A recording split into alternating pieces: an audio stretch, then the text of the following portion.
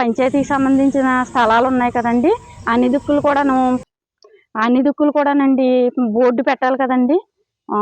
Board పెట్టుకోకుండా ఇక్కడే board పెట్టారు కదండి. అన్ని దిక్కులు కూడా పెట్టండి. అన్ని దిక్కులకి పెట్టకపోతే కనుకండి నేను ఎంత దూరమైనా వెళ్తానండి. నేను ఏదైనా చేస్తాను, ఎంత దూరమైనా వెళ్తానండి.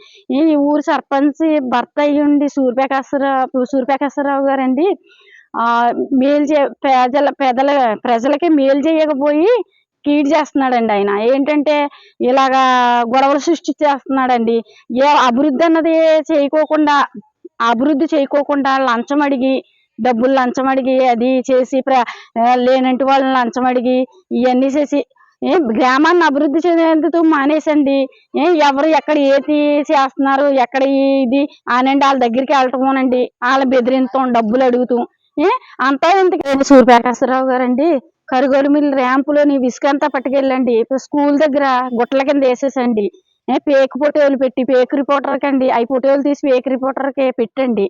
మళ్ళీ పీతానం సత్యనారాయణకి అవమానకరంగా చేస్తున్నాడండి.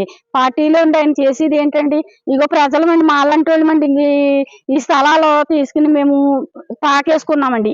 ఈ పాక పీకించేసి లంచం అండి, మళ్ళీ లంచం ఎత్తే ఉంచుతాను లేకపోతే పీకేస్తాను. నేను ఇవ్వనన్నానండి, ఇవ్వనంటేనా పాక పీకేశారండి. క్రేన్లు తీసుకొచ్చి మనుషులు ఒక 50 మంది వచ్చి మొత్తం పీకి పడేశారండి. ఏంటండి ఈ దౌర్జన్యం ఏంటండి?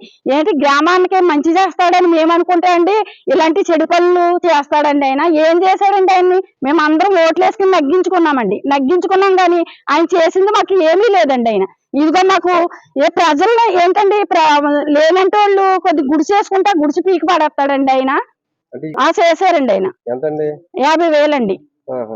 50,000 ఏమన్నానండి క్రేన్లతో తీసుకొచ్చి ఇంచు వస్తే అయినండి. మా దోవ ఇది స్థలం గల అయినండి, మాకు దోవ ఉన్నదండి. అటు మా నాయబ్రాంబలకి అటు 15 మంది అండి కుటుంబాలు ఉన్నాయండి.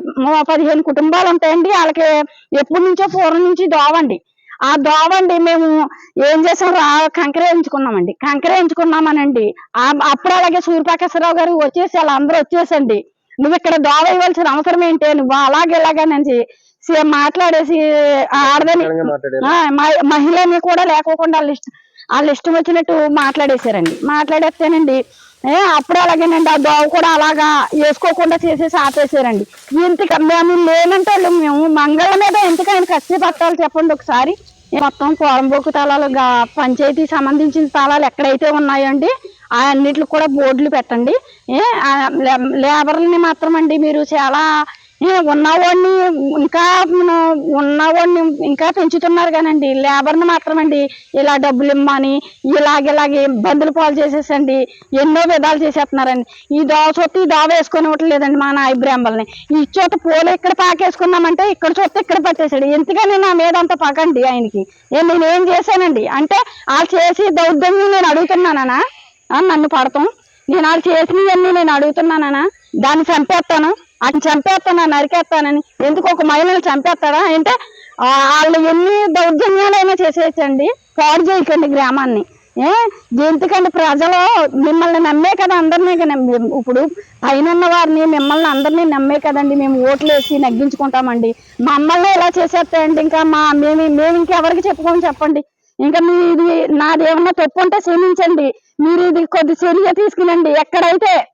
ఎక్కడైతే పోరంబోకుతాల గవర్నమెంట్ కి సంబంధించిన స్థలాలు ఉన్నాయో అక్కడ బోర్డులు పెట్టండి. ఇక్కడ ఎలా బోర్డు పెట్టారో నా పాక పీకేసి బోర్డు పెట్టారు, నేనేమంటలేదండి, పీకేశారు.